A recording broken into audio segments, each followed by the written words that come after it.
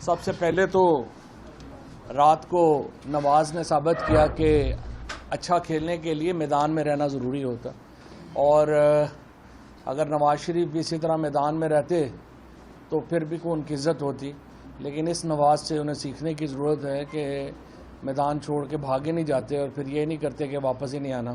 بہرحال ایک ضرورت تھی اس وقت پاکستان کی قوم کو، ایک بڑی مشکلات میں گھری ہوئی ہے، اور مشکلات میں بھی یہ جو ہے ہم جو گھرے ہیں یہ بنیادی طور کے اوپر تو اس حکومت کی نااہلی کی وجہ سے ہی گھرے ہیں۔ آج سے 2.5 مہینے پہلے جب میٹ آفس نے کہہ دیا تھا کہ پاکستان میں بارشیں اس بار روٹین سے زیادہ ہوں گی، تو انفارچونیٹلی اس وقت یہ شہباز گل کو اغوا کر کے ٹارچر کرنے کے پلاننگ کر رہے تھے، عمران خان کے اوپر ٹیررزم کیسز بنانے کے اوپر کر رہے تھے، ہمارے اوپر توہین مذہب کے مقدمے درج کرنے کے اس وقت پلان کر رہے تھے، اور یہی ان کا جو دماغ خراب ہے کہ جو بھی ان کے خلاف ہے یہ اس کو چاہتے ہیں کہ اس کو صفحہ ہستی سے ہی مٹا دیا جائے، اور سیاست کے بجائے یہ کوشش کرتے ہیں کہ اپنے مخالفوں کو سازشوں سے ان کا مقابلہ جو ہے وہ کرنے کی کوشش کرتے ہیں۔ اور اب تو ماشاءاللہ دو بہت ہی بڑے برین زرداری اور نواز شریف اکٹھے ہو گئے ہیں۔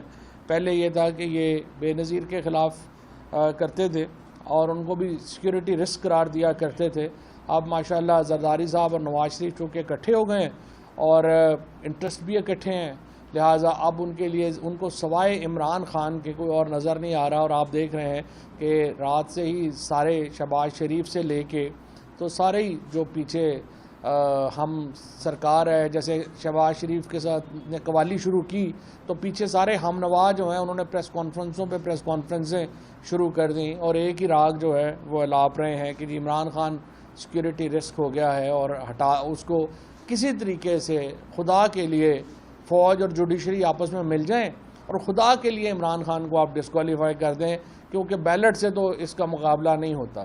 سو یہ ایک سوچ ہے اس وقت ان مہاپرکھوں کی جن کے اوپر وہ لگے ہوئے ہیں۔ بہرحال ساری سوچیں پوری نہیں ہوتی، ساری گفتگو جو ہے وہ اس طرح سے نہیں ہوتی، اور لوگ اچھی طرح ان کرداروں کو پہچانتے ہیں، اور کچھ کو ہم یاد کراتے رہیں گے کہ یہ کوشش کہ آپ عمران خان کو، ان کے قریبی ساتھیوں کو سیاست کے میدان سے ہٹا کر پاکستان میں اپنے بچوں کی، پھر بچوں کے بچوں کی آپ جو حکومت ہے اس کو آپ بچا سکیں گے، یہ پاکستان کے عوام نے نہیں ہونے دینا۔ لوگوں کو اتنی شدید نفرت ہے اس وقت اس موجودہ حکمران ٹولے سے، یہ بیچارے جو ہے آپ دیکھیے کل کیا ہوا، وہ عطا جو ہے تارڑ جو کچھ عرصہ پہلے ٹیرر بنے ہوئے تھے، 4 چھوٹے چھوٹے بچوں کو انہوں نے منال ریسٹورنٹ کے اوپر انہوں نے جو ہے وہ دیکھ کے ان کو ہنسنا شروع کیا۔ انہوں نے پولیس، اسلام آباد پولیس جو ماشاءاللہ وہاں سے انہوں نے CCTV فوٹیج سے ان بچوں کی تصویریں نکالی، ان کو جا کے جو ہے وہ جیل میں بند کر دیا۔ تو کوئی شرم ہونی چاہیے، اگر آپ باہر نہیں جا سکتے، اس سے پہلے احسن اقبال ہے، اس سے پہلے باقی لوگ ہیں، میں خواجہ آصف نے یہاں پہ بیٹھ کے تقریریں کر رہا ہے، اور یہ شہباز شریف، میں آپ کو چیلنج کرتا ہوں کہ یہ سیکیورٹی کے بغیر اپنے حلقوں میں بھی باہر نہیں نکل سکتے اس وقت جو ان کی حالات ہیں۔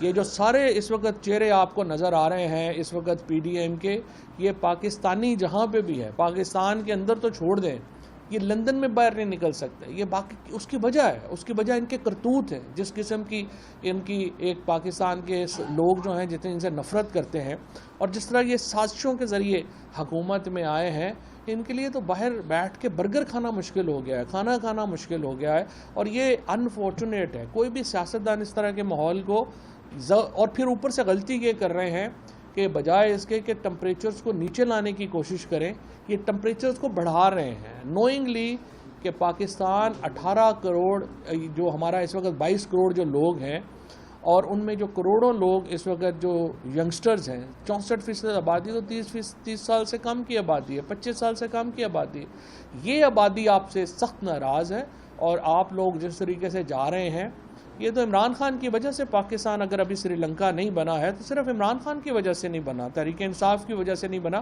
کیونکہ ہم نے لوگوں کے جذبات کے آگے بند باندھا ہوا ہے۔ ہم نے لوگوں کو روکا ہوا ہے کہ ہم نے پاکستان کو ایک منظم طریقے سے تبدیلی لے کے آنی ہے. ایک غیر منظم طریقے سے فساد کے ذریعے تبدیلی پاکستان کے مفاد میں نہیں ہوگی, اور ادروائز لوگوں کی آنکھوں میں خون اترا ہوا ہے. اور اس کو آپ اس طرح سے نہ لائٹلی نہ لیں کہ آج جس طرح خواجہ آصف نے بیان دیا کہ جی اس کے اوپر عمران خان کے اوپر بڑی لمبی لٹیگیشن آئے گی اور ہم یہ کر دیں گے وہ کر دیں گے. آپ کا باپ بھی عمران خان کو ڈسکوالیفائی نہیں کر سکتا. آپ عمران خان کو سین سے ہٹائیں اور پھر مجھے آپ اسلام آباد سے نکل کے دکھائیں. آپ اپنی حیثیت اور اوقات کے مطابق بات کریں. ہم آپ کا بہت لحاظ کر رہے ہیں, ہم اس حکومت کا لحاظ کر رہے ہیں, اور اس لیے لحاظ کر رہے ہیں کہ یہ پاکستان کو ہم ایک منظم تبدیلی کی طرف لے کے جانا چاہتے ہیں, ایک غیر منظم تبدیلی کی طرف نہیں لے جانا چاہتے. پہلی بات. دوسری بات یہ ہے کہ رات کو جو عمران خان نے بات کی اور اس کے بعد آج ایک بہت بڑا جو ہے وہ ایک انہوں نے شہباز شریف اور ہم نوا جس طریقے سے آج جو ہے وہ چیخو پکار کر رہے ہیں, اس کا جواب بھی میں دینا چاہتا ہوں. بڑی اس کی سادہ سی بات ہے. یہ جو موجودہ حکومت ہے یہ ایک بیک گراؤنڈ میں اقتدار میں آئی ہے. ان کے پاس اکثریت نہیں تھی. اس وقت جو 84 سیٹوں والا شخص ہے وہ ملک میں وزیر اعظم ہے, اور 155 سیٹوں والا عمران خان جو ہے وہ اپوزیشن میں متجلسے کر رہا ہے. یہ حکومت پاکستان میں منورٹی گورنمنٹ ہے, اقلیت کی حکومت ہے, اور میجورٹی پرنسپل کو وائلیٹ کر کے ہی آئے ہوئے ہیں, اور اس لیے ان کی کوئی اخلاقی حیثیت نہیں ہے, اس لیے ان کی کوئی سیاسی حیثیت نہیں ہے. یہ ایک سازش کے ذریعے پاکستان میں برسر اقتدار آئے, اور اس سازش کا بھانڈا, اس کا بیک گراؤنڈ سب سے پہلے خرم دستگیر جو اس وقت وزیر ہیں توانائی کے, انہوں نے پھوڑا. خرم دستگیر نے کیا کہا ذرا سن لیجیے. خرم دستگیر صاحب کے پاس آئے تھے. یہی جو گفتگو ہے جو خرم دستگیر نے آپ کے سامنے کہی کہ وہ کیوں, یہ بیک گراؤنڈ میں آپ کو ایکسپلین یہ کرنا چاہ رہا ہوں کہ جو موجودہ حکومت ہے یہ ایک نارمل الیکٹڈ گورنمنٹ نہیں ہے. اس کو عوام نے منتخب نہیں کیا ہوا. اور یہ کیوں آئے, جیسے خرم دستگیر نے کہا کہ ہمیں اس لیے ہم آگئے کہ ہمیں تو لگ رہا تھا کہ ہمارے خلاف جو کیسز ہیں وہ ڈیسائیڈ ہو جائیں گے اور ہم ڈسکوالیفائی ہو جائیں گے, اور اگلے 15 سال جو ہے یہ تو پی ٹی آئی اور عمران خان جان ہی نہیں چھوڑیں گے.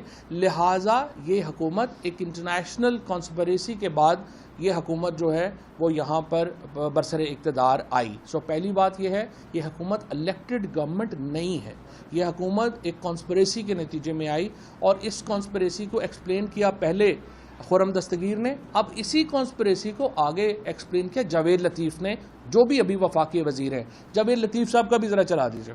کے اندر اگر اداروں کے لوگ کمپرومائز ہوں گے اور اگر وہ اس طرح جماعتوں کو چلائیں گے تو رد عمل اسی طرح آئے گا جو کل آیا ہے. ہمیں لوگ کہتے تھے, ڈراتے تھے, دباؤ میں لاتے تھے اس بات پہ کہ اگر فوری طور پر عدم اعتماد کر کے آپ حکومت میں نہ آئے تو فلاں آ جائے گا, فلاں بیٹھ جائے گا کسی چیئر پہ.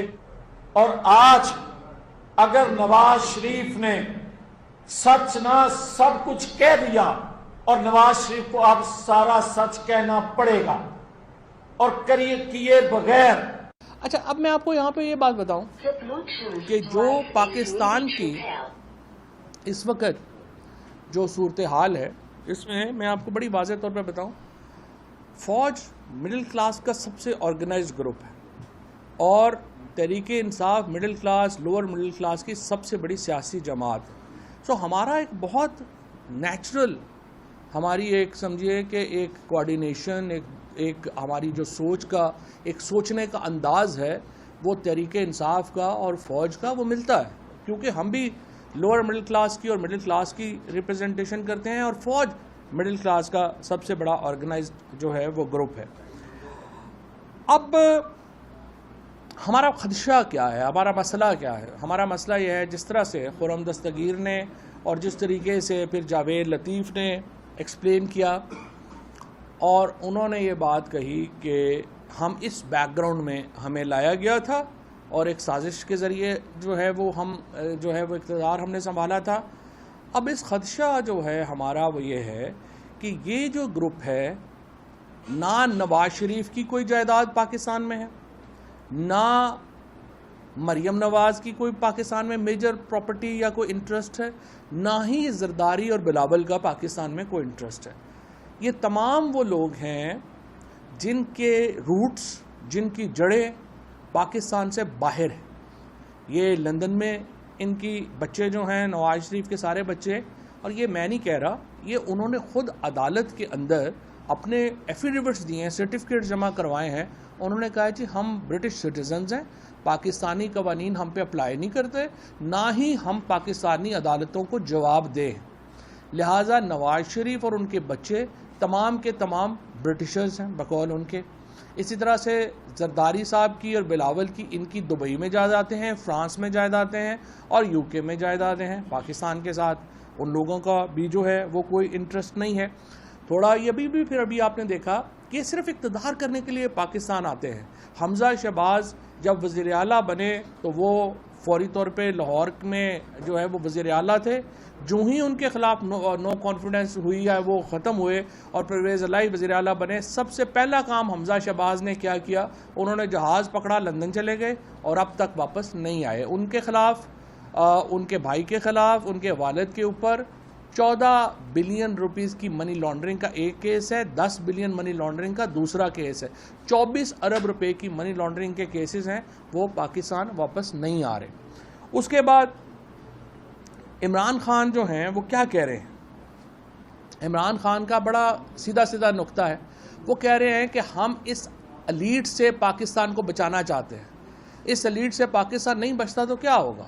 بڑی سیدھی بات ہے، عمران خان کو ایلیمنیٹ کر دیجئے سیاسی طور کے اوپر، اس کے بعد اگلے 40 سال، 20 سال مریم کے ہیں، 20 سال بلاول کے ہیں، پھر اس کے بعد جو ہے وہ مریم کے تو خیر ماشاءاللہ اپنا بھی بیٹے جو ہیں وہ جوان ہے، جنید صاحب، پھر ہم پاکستان ان کو دے دیں تو اگلے 50-60 سال تو پاکستان پھر ان دونوں فیملی کے درمیان گھومتا رہے، اللہ خیر صلی اللہ۔ اور یہ جس طریقے سے انہوں نے پاور گریب کیا ہے، جس طریقے سے انہوں نے ہر انسٹیٹیوشن کے اوپر اپنی جو ہیں ان کو بنایا ہے اور کیا ہے، وہ ہمارے سامنے ہے۔ پاکستان سے ان کا کیا انٹرسٹ ہے؟ پاکستان میں تو، اور پاکستان کی صبح سے یہ جتنے وفادار بنے ہوئے ہیں پاکستان کے کہ جی ہم تو فوج کو یہ کہہ دیا، فوج کو وہ کہہ دیا، بڑا ظلم ہو گیا، ان کے اپنے کیا خیالات تھے فوج کے بارے میں؟ ڈان لیکس کیا تھی؟ ڈان لیکس میں، میمو لیکس میں، میمو گیٹ سکینڈل کیا تھا؟ زرداری نے اور نواز شریف نے تو لٹرلی پاکستان کو بیچ ہی دیا تھا میمو گیٹ اور ڈان لیکس کر کے۔ ڈان لیکس میں انہوں نے کہا کہ پورے دنیا میں اس ریجن میں ٹیررزم پاکستان کروا رہا ہے۔ اور آپ کو پتا ہے کہ جب جو ممبئی کا واقعہ ہوا، سب سے پہلے جس لیڈر نے آ کے کہا کہ اجمل قصاب پاکستانی ہے، وہ کون تھا؟ وہ نواز شریف تھے۔ اور یونائٹڈ نیشنز کے یہ جب ہیگ کے اندر جو انٹرنیشنل کورٹ آف جسٹس ہے، اس میں کس کا بیان پڑھ کے سنایا گیا تھا؟ نواز شریف کا بیان پڑھ کے سنایا گیا تھا۔ اور نواز شریف کی جو فوج کے بارے میں جو ان کی بیانات ہیں، خیالات ہیں، وہ کسی سے ڈھکے چھپے تو نہیں ہیں۔ لیکن باقی بھی جو لوگ ہیں اس میں، مثلا فضل الرحمان نے فوج کے بارے میں کیا کہا تھا، ذرا ایک دفعہ دوبارہ سنا دیجئے۔ تم ہمیں سیاست بتلاتے ہو، تمہارا میدان سیاست نہیں ہے، اپنے حدود میں رہو، اسرائیل کی نوکری نہ کیا کرو، اسرائیل کے وظیفوں پہ پلنے والے جرنیلوں، اسرائیل کی نوکری نہ کیا کرو، اسرائیل کے وظیفوں پر پڑنے والے جرنیلوں، یہ تھے فضل الرحمان صاحب۔ اب عمران خان کا جو سوال ہے بنیادی طور کے اوپر، وہ سوال عمران خان کا یہ ہے کہ یہ بلکہ اس سے پہلے اگر ہم سنا سکیں جو مریم نواز کے جلسے میں جو باتیں ہوئی تھیں، پہلے وہ بھی دکھا دیں۔ مریم یہ بتائیں کہ وزیر دفاع خواجہ آصف نے ایک انٹرویو میں کہا ہے کہ جنرل فیض حمید کا نام بھی آرمی چیف کے لیے زیر غور آ سکتا ہے، تو آپ کیا کہیں گے؟ میں اس کے بارے میں اب کیا کہہ سکتی ہوں، لیکن ظاہر ہے پاکستان کی افواج کا سربراہ ہمارے لیے بڑا محترم ادارہ ہے۔ پوری قوم جو ہے پاکستان کے استحکام کے لیے، حفاظت کے لیے افواج پاکستان کو دیکھتی ہے، تو پاکستان کی افواج کا سربراہ ایک ایسے انسان کو ہونا چاہیے جو ہر قسم کے تنقید سے، شک و شبہ سے ایک रेपुटेशन जो है उसकी वो फ्लॉलेस होनी चाहिए। ये पाकिस्तान के अवाम के लिए भी अच्छा है, 22 करोड़ के मुल्क के लिए भी अच्छा है, और ये अफवाज पाकिस्तान के लिए भी अच्छा है कि कोई अहल शख्स, कोई ऐसा शख्स जिसके ऊपर कोई दाग ना हो, वो अफवाज पाकिस्तान का सरबराह बने, ताकि अफवाज पाकिस्तान को लोग सलूट करें। इसके अलावा मरियम नवाज़ के अपने जलसों में जो नारे लग रहे हैं कि इसके पीछे वर्दी है, वो भी मुझे अब दोबारा सुनाने की ज़रूरत नहीं है, वो बहुत ही फाश।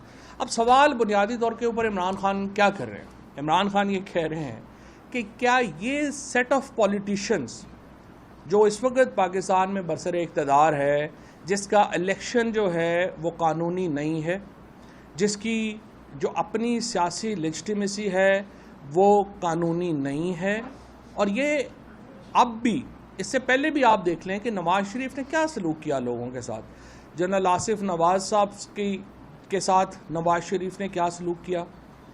उनकी तो फैमिली ने बाकायदा ये इल्ज़ाम लगाया कि जनरल आसिफ नवाज़ को जो दिल का दौरा पड़ा था उसको नवाज़ शरीफ ने जहर दिल दिया था, और फिर आर्सेनिक का हुआ और फिर चीज़ें हुई। जनरल जहांगीर करामत साहब जैसे जो शरीफुल नफ्स जनरल थे, उनके साथ क्या किया गया। उसके बाद जनरल परवेज़ मुशर्रफ के बारे में तो अभी आप 6 महीने पहले कह रहे थे कि उनकी लाश को यहाँ पे डी चौक में घसीटा जाए। आप तो नारे लगा रहे थे कि ये करना चाहिए पाकिस्तान के आर्मी चीफ के साथ। और फिर जनरल बाजवा साहब को जब आपने अपॉइंट किया था तो आपका ख्याल था कि जनरल बाजवा तो बिल्कुल जनाब हमारा एजेंडा लेके चलेंगे और ऐसे करेंगे। लेकिन ये जो सारे जर्नैल हैं ये पाकिस्तान की मिट्टी के साथ जुड़े हुए हैं, ये आपके एजेंडे को पूरा नहीं कर सकते, ये आपको इस तरह से फेवरेटिज्म में नहीं पढ़ सकते। लिहाजा जो भी इस वक्त जर्नैल आते हैं वो पाकिस्तान की, ये तमाम सारे जो जर्नैल हैं इन्होंने तो खुद बंदूक उठा के लड़ाइयाँ की हुई हैं। अब ये जनरल बन गए हैं, लेकिन जब ये लड़ रहे थे तो क्या पता था कि गोली आके सीने पे लग जाती और वो भी उन शहीदों में होते जो आज हम में नहीं हैं। लेकिन ये तमाम लोग जो हैं जो इस वक्त आए हैं ये एक निथरे हुए लोग हैं और ऊपर अपने सिस्टम में आए हैं। तो क्या हमें ये चाहिए, क्या पाकिस्तान का ये मुफाद होगा कि ये सियासी टोला पाकिस्तान की फ़ौज को इस तरह से कंट्रोवर्शियल कर दे? क्या ये पाकिस्तान का मुफाद होगा कि पाकिस्तान की जो इस वक्त सबसे बड़े लुटेरे हैं, जो पाकिस्तान के लिए असल सिक्योरिटी रिस्क है, वो इस तरह की अपॉइंटमेंट्स करें और इस तरह से वो मामलात को जो है वो आगे लेके चलें? ये इमरान खान का सवाल था। और इसके साथ साथ कोई शुबा ही नहीं है कि हमारी जो फ़ौज की क़यादत है उसकी मुहब्बल वतनी जो है वो किसी तौर के ऊपर, उसके ऊपर कोई शक व शुबा नहीं हो सकता। तमाम लोग जो हैं वो पाकिस्तान के साथ जुड़े हुए लोग हैं, पाकिस्तान की मिट्टी से जुड़े हुए लोग हैं। लेकिन मुझे आप ये बताइए, अभी आज ही खबर ये छपी है कि शहबाज शरीफ तशरीफ़ ले जा रहे हैं लंदन और वो अप्रूवल लेंगे वहाँ पे नवाज़ शरीफ से अगले आर्मी चीफ के नाम की। इससे बड़ी तौहीन पाकिस्तान की फ़ौज की क्या होगी कि एक मफरूर शख्स जो पाकिस्तान की अदालतों से भागा हुआ है, जो पाकिस्तान के निज़ाम से भागा हुआ है, वो पाकिस्तान के अगले आर्मी चीफ के नाम की मंजूरी देगा? क्या ये सिस्टम, क्या ये निज़ाम पाकिस्तान के फ़ौज की इज़्ज़त में इजाफ़ा करेगा या उसमें कमी करेगा? इसको देखने की ज़रूरत है। और इसीलिए हम ये समझते हैं कि पाकिस्तान की फ़ौज को सियासी अपने अखाड़े का हिस्सा नहीं बनाना चाहिए, उन्हें अलहदा करके जो है वो रखना चाहिए। और ये बड़ी कीमती इंस्टीट्यूशन है हमारे लिए और इसको हमें कतई तौर के ऊपर सियासत में मुलव्वस नहीं करना। लेकिन हम ये देखते हैं कि आज मैं अभी ख्वाजा आसिफ, मतलब एक इंतहाई, आप देखिए कि बदकिस्मती है कि ख्वाजा आसिफ जैसा आदमी पाकिस्तान का डिफेंस मिनिस्टर है, जो ख़ुद इस कदर बेशरम आदमी था, उसकी जो वीडियोज़ हैं वो आपके सामने कई दफ़ा चल चुकी हैं, उनको तो दोबारा चलाने की ज़रूरत ही नहीं है, जो ख़ुद डिफेंस मिनिस्टर और फॉरेन मिनिस्टर था पाकिस्तान का और दुबई की कंपनी से तनख्वाह भी वसूल कर रहा था। अब एक ऐसा डिफेंस मिनिस्टर जिसने समरी मूव करनी है, जिसकी जो है ही कंप्रोमाइज्ड, यानी जिसकी अपनी अखलाकी हैसियत ये है कि पाकिस्तान के डिफेंस मिनिस्टर और फॉरेन मिनिस्टर की हैसियत से वो पाकिस्तान में काम कर रहा था लेकिन दुबई से तनख्वाह ले रहा था, उसने समरी मूव करनी है और कह रहे हैं कि अप्रूवल नवाज शरीफ देंगे जो पाकिस्तान से بھاگا ہوا مفرور مجرم ہے. تو آپ مجھے بتائیے اس سے عزت میں اضافہ ہوگا یا عزت میں کمی ہوگی؟ باقی سارے معاملات جو ہیں یہ فوج سے متعلق بات نہیں ہے. یہ پاکستان کی اس وقت کی جو پولیٹیکل ہیرارکی ہے، جو خود ایک مفاد سے جڑے ہوئے لوگ ہیں، ہم ان کے ہاتھوں میں اس طرح کی ڈیسیجن میکنگ دینا سمجھتے ہیں کہ اس سے پاکستان کی فوج کی قدر و منزلت میں کمی ہوگی، اور اس لیے اس کو ان کے ہاتھ میں نہیں دینا چاہیے. باقی پاکستان کا جو کرائسس ہے، پاکستان کا جو بحران ہے، وہ پولیٹیکل لیجٹیمیسی کا ہے. پاکستان کا جو بحران ہے وہ سیاسی قیادت کی قانونی حیثیت کا ہے، اور وہ اس وقت تک حل نہیں ہو سکتا جب تک پاکستان کے عوام ایک نئے الیکشن کے تحت اپنی نئی حکومت منتخب نہیں کرتے. موجودہ حکومت ایک متنازع حکومت ہے جو منتخب نہیں ہوئی، جس کو لیجٹیمیسی حاصل نہیں ہے، اور یہ حکومت کو جانا ہوگا. ملک میں عوام کو یہ حق دینا ہوگا کہ وہ نئے انتخابات کے ذریعے اپنی نئی لیڈرشپ چنیں. شکریہ. عظیم صدیقی، چینل 51 سے. جی عظیم. تاثر یہ دیا جا رہا ہے کہ کسی بیرونی ایجنڈے کے تحت پاکستان تحریک انصاف کے چیئرمین عمران خان فوج کو متنازع بنا رہے ہیں. رات جس قسم کا بیان فیصل آباد میں دیا گیا، اس کے بعد اس وقت پنڈی اور اسلام آباد میں مشاورت ہو رہی ہے، کوئی کارروائی بھی ہو سکتی ہے آپ کے چیئرمین کے خلاف. کیا پارٹی کے اندر فواد بھائی کوئی اس قسم کی لیڈرشپ نے اپنے چیئرمین کو باور کروایا کہ اس قسم کے بیانات سے افواج پاکستان میں تبدیلی ہو سکتی ہے؟ Thank you sir. عظیم بھائی، اس کو کہتے ہیں ساری رات ہیر رانجھا کا قصہ سننے کے بعد کہا کہ ہیر مرد تھی عورت تھا. میں نے آپ کو پورا ایکسپلین کیا ہے کہ عمران خان کا مطمع نظر کیا تھا، اور اس لیے نہ راول پنڈی کا کوئی ایشو ہے، نہ اسلام آباد کا کوئی ایشو ہے، نہ ہمارا کوئی ایشو ہے. جو متنازع لیڈرشپ ہے اس نے دیکھنا ہے کہ یہ فیصلہ وہ کر سکتے ہیں کہ نہیں کر سکتے. یہ بتا دیں کہ جو پاپولرٹی گراف ہے اس وقت پوری پبلک کا عمران خان کے ساتھ، اس میں کوئی ڈاؤٹ نہیں ہے، لیکن اب کل کے اسٹیٹمنٹ کے بعد جو ایک بیانیہ بنانے کی زبردستی کوشش کی جا رہی ہے، وزراء کی جانب سے بار بار پریس کانفرنس کی جا رہی ہے، آپ کیا سمجھتے نہیں ہے کہ اس وقت ایک باقاعدہ سازش کی جا رہی ہے عمران خان کے خلاف کہ عمران خان اور فوج کو آمنے سامنے لا کے کھڑا کریں؟ جن وزراء کی اپنی حیثیت یہ ہو کہ وہ باہر بیٹھ کے کھانا نہ کھا سکے، جن وزراء کی اپنی اوقات یہ ہو کہ وہ ایک جا کے برگر خود اپنا نہیں کھا سکتے اور ان کو گارڈ ساتھ رکھنے پڑتے ہیں، پوری اسلام آباد پولیس کو ان کو گارڈ کرنا پڑتا ہے، وہ کیا بیانیاں بنائیں گے؟ یہ لوگ جو بھی بات کریں گے وہ ان کے منہ پہ آئے گی. تحریک انصاف، جس طرح میں نے آپ کو بتایا، سب سے اس وقت مؤثر اور بڑی آواز ہے پاکستان کی، اور خصوصاً ہماری مڈل اور لوور مڈل کلاس کی. اور یہ جو سارا طبقہ ہے، ہماری جو یوتھ ہے، ہماری جو خواتین ہیں، وہ جو بات پی ٹی آئی کر رہی ہے وہ اس کے پیچھے کھڑی ہے. یہ ڈسکریڈیٹڈ لوگ جو ہیں یہ بیانیاں نہیں بنا سکتے. چیئرمین تحریک انصاف کے مسلم لیگ نون کی قیادت سے کوئی خفیہ روابط ہوئے ہیں؟ کوئی ایسی بات ہے کہ آئندہ کا سیاسی سیٹ اپ کے حوالے سے مشترکہ حکمت عملی اپنائی جا رہی ہے؟ میرا خیال ہے وہ دن گزر گئے ہیں کہ جب کمروں میں بیٹھ کے فیصلے ہوتے تھے. اب جو بھی مذاکرات ہوں گے، جو بھی گفتگو ہوگی، وہ پاکستان کے لوگوں کے سامنے ہونی چاہیے. خفیہ مذاکرات کا دور ختم ہو چکا ہے، اور پاکستان کے لوگ ہی فیصلہ کریں گے کہ کیا کرنا ہے اور کیا نہیں کرنا. صاحب، آپ کہہ رہے ہیں کہ آرمی چیف کے معاملے کو سیاسی اکھاڑے کا حصہ نہیں بنانا چاہیے، تو سابق وزیر اعظم خود ان کی بات جو ہے وہ جلسے کے اندر کر رہے ہیں، تو اکھاڑے کا حصہ تو تحریک انصاف بنا رہی ہے. اور دوسرا سوال یہ ہے کہ ٹاپ 4 یا 5 جنرلوں میں سے کوئی ایک آرمی چیف بنے گا، تھوڑے ہی کوئی نون لیگ یا پیپل پارٹی کیپٹن صفدر کو آرمی چیف بنا رہی ہے، تو پھر آپ اتنے خوفزدہ کیوں ہیں؟ پہلی بات تو یہ ہے کہ ان کے بس میں ہو تو کیپٹن صفدر کو ہی بنا دیں، لیکن ایشو یہی ہے کہ ابھی پاکستان آرمی میں پروفیشنلزم زندہ ہے. دوسری بات یہ ہے کہ ہم نے دوبارہ، جس طرح سے میں نے آپ کو کہا کہ 4 ہوں، 5 ہوں، 6 ہوں، 7 ہوں، ہم نے جو ہمارا جو اس وقت مطمع نظر تھا عمران خان کا، وہ پاکستان کی فوج کی جو لیڈرشپ ہے وہ نہیں تھی.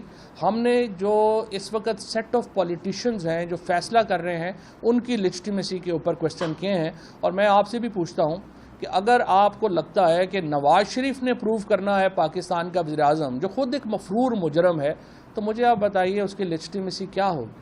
ظاہر ہے کہ ہماری نظر میں اس سے جو عزت ہے اس پہ فرق آتا ہے. آپ یہ بتا دیں کہ آپ نے کہا کہ جب الرٹ جاری کیے محکمہ موسمیات نے، تو وفاقی حکومت جو ہے وہ آپ کے خلاف مقدمے بنانے میں मसरूफ थी। आपकी सूबों में हुकूमत है, आप लोगों ने क्या किया था? हमारे यहाँ जो भी मामलात हैं, जो भी करना था सूबों ने, इसलिए आप देखिए जिन दो सूबों में, पंजाब में और खैबर पख्तूनख्वा में, जहाँ पीटीआई की हुकूमतें हैं वहाँ की सूरत हाल देख लीजिए, और जहाँ पीटीआई की हुकूमतें नहीं हैं वहाँ की सूरत हाल देख लीजिए।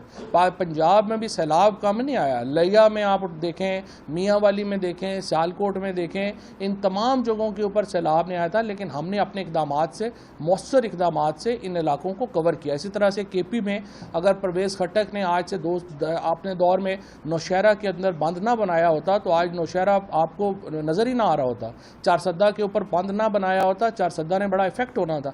यही वो इक़दामात हैं जो तहरीक इंसाफ की हुकूमत ने उठाए थे, जिनकी वजह से हमारे सूबों में सूरत हाल बहुत बेहतर रही। और सिंध की जो इस वक्त सूरत हाल है, 14 साल से वहाँ पीपल्स पार्टी की हुकूमत है, और आप देख लीजिए कि पूरा सिंध ही डूब गया है, क्योंकि जो बंद बनता है, और आपने उस दिन सुना बलूचिस्तान के तो एक चीफ इंजीनियर ने कहा कि 50% जो पैसा है जो बंद बनाने के लिए वो तो करप्शन में चला जाता है। तो जहाँ 50% करप्शन का रेट हुआ है बलूचिस्तान में, वहाँ क्या बचना है?